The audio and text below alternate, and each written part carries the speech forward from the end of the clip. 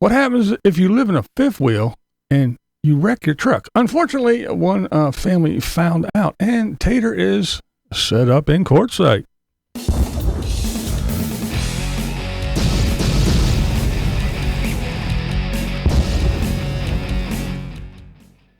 All right, let's start with Matty Van Halen. What is he doing? Well, we talked a little while ago that he is looking for a travel trailer to haul behind the van and expand the living space, I guess you could say. And he is considering a casita. And then I Googled what's the interior height of a casita. He's a tall dude. Exactly 6'2". So that would be the only problem with the casita. You have to bend your head a little bit. I would love to get one of those because I'd be set. Matty Wagon could tow it no problem. Those things are only about 2,500 pounds. But yeah, he's a little bit taller than that, so he had to crick his neck a little bit. But hey, he's used to being in that van, so yeah, what's the big deal? What's the big deal? Go ahead, pull the trigger, do it. Yeah, them things are kind of cool. There are a lot of those nice little small ones that you can tow with, hell, even an SUV and stuff. I haven't looked lately.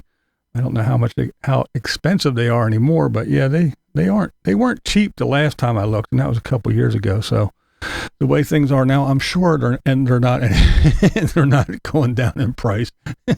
If they are, it's the only thing on the planet that is.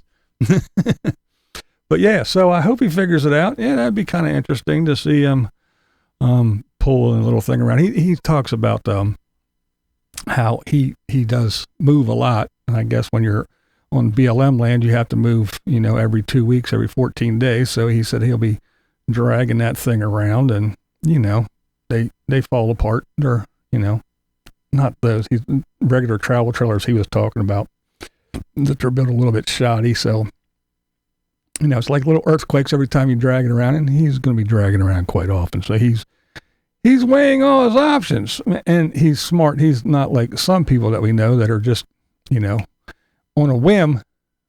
They just go and buy and worry about it, and they'll just sell it later when they don't like it, and buy and sell and buy and sell. Yeah, we know quite a few people that do that shit, but yeah, so he's taking his time and figuring it out.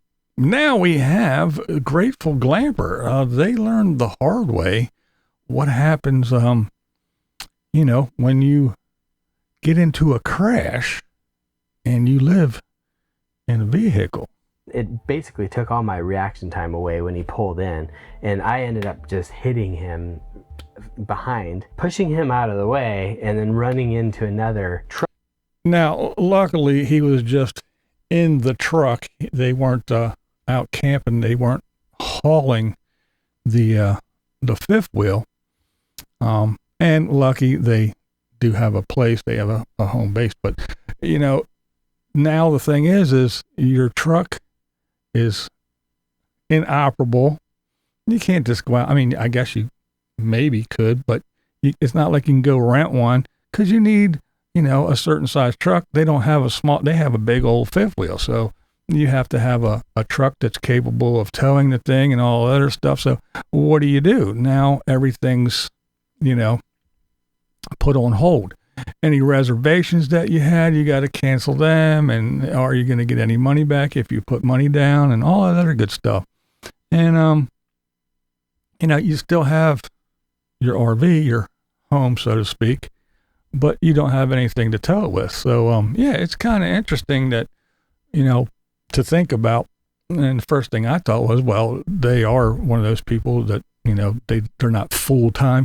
They, so what happens if you are one of those people that, that's it. That's your home. That's where you live, and you get into an accident. And, even if you do, you have your RV at a campsite or somewhere, or even if you have it, parked in the desert at Quartzsite, and you're out running around your truck, and all of a sudden, boom, you get in an accident. Now what? So I guess the next question is, what do you think? Leave me a comment below. What do you think is better, a towable or a drivable? I mean, with the towable one, at least if you do get your truck, in an accident or something happens with your truck and your RV is still good, you still have a place to live.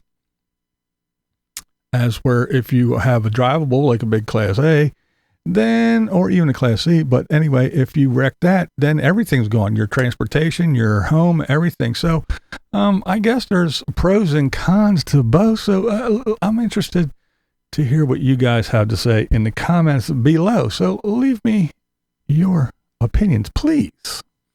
And now let's move on to Nomadic Fanatic. That's right. As we talked about earlier, he is in Quartzsite. He's setting up his little camp there and everything. And just as I predicted, that's right.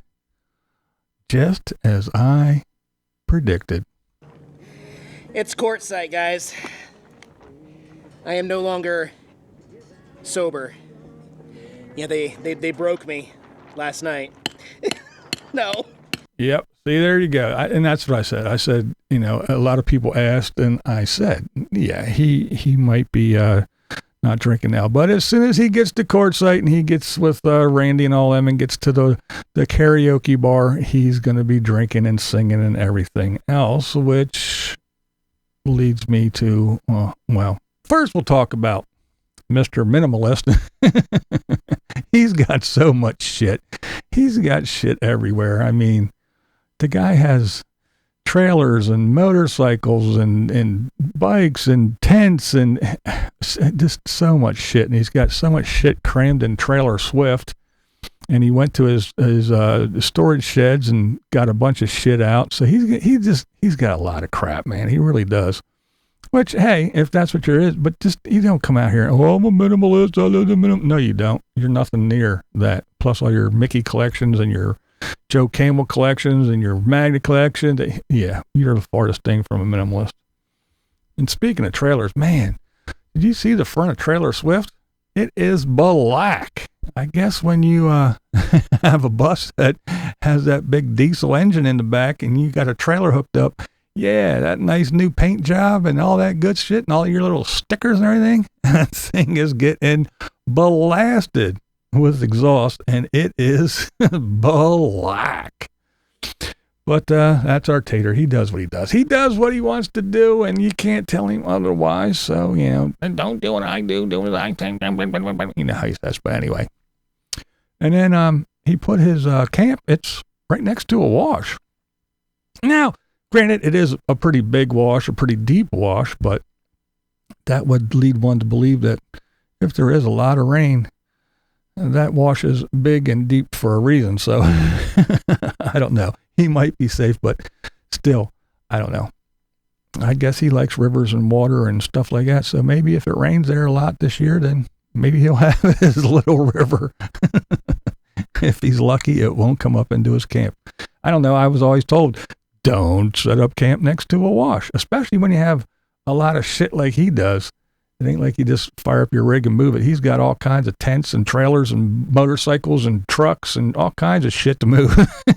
So he ain't going to make a speedy getaway. Alrighty. And then, his health. Let's talk about his health. Now, his health is so terrible that, as he may mention, I'm not saying he's the one that said that his health is declining swiftly, but that didn't stop him from going to Quartzsite, start drinking again, singing karaoke, putting up a tent and decorating for Christmas and running around and doing all that stuff. So I don't know. One day he's on his deathbed. Next day he's happy as a clam, drinking, slugging down the barley pops, belting out a tune, and running around decorating for Christmas. I don't know. So whatever.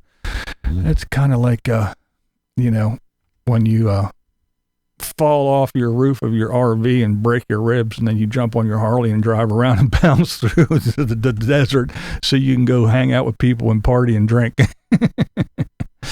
I don't know. But anyway, he does claim. He makes claim that on Thursday, he's going to be taking a little trip and going to the doctor to get some blood tests and all this other good stuff. So, from what he says, if we can believe the Tater, Thursday, he's going to be going to the doctors and addressing his health issues. So in the meantime, just eat some greasy food, slug some beer, and belt out a tune. Maybe you'll feel better.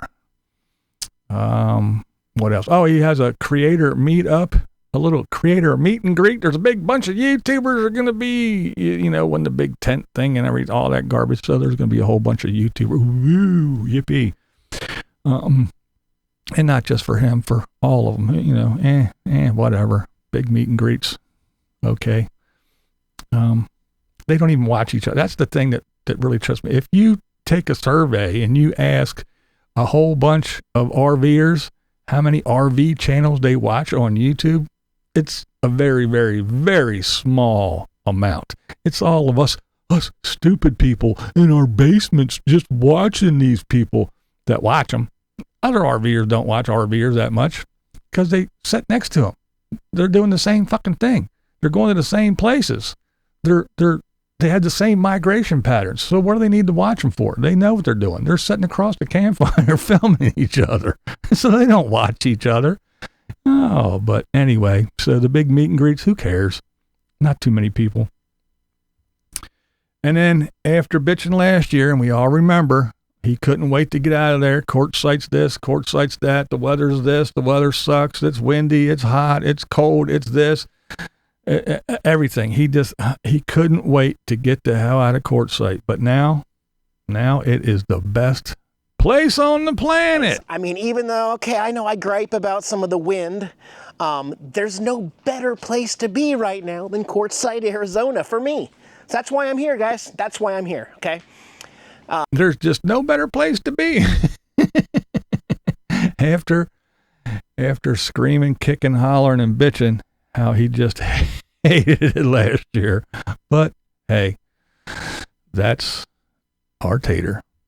We're BlindViews, and this is the way we see it. What we do here is go back.